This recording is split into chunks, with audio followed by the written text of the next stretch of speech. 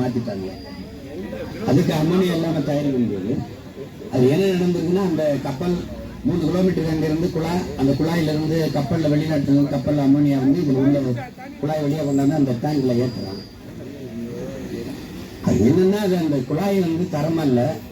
நம்ம சைக்கிள்ல motor bike puncture ஓட்டின மாதிரி டியூபை ஒட்டி பேட்சா ஒட்டி வச்சிருக்கான். நான் போய் பார்த்தேன், பாவியில என்னடா அப்படின்ட்டு. அதுல ஒரு தம்பியில் சொன்னாங்க, நல்ல வாய்ப்பா நமக்கு தண்ணி கிடந்துட்டதுனால, தண்ணிக்குள்ளே கசிஞ்சிட்டதுனால கொஞ்சம் வீரியம் குறைஞ்சிருக்கு. ஒருவேளை இப்படி இந்த தண்ணியை நாம் போகும்போது வத்தி இருந்துச்சு, அந்த மாதிரி வத்தி இருந்து டியூப் வெடிச்சு கசிஞ்சிருந்தா பெரிய சேவை நமக்கு வந்துருக்கும்.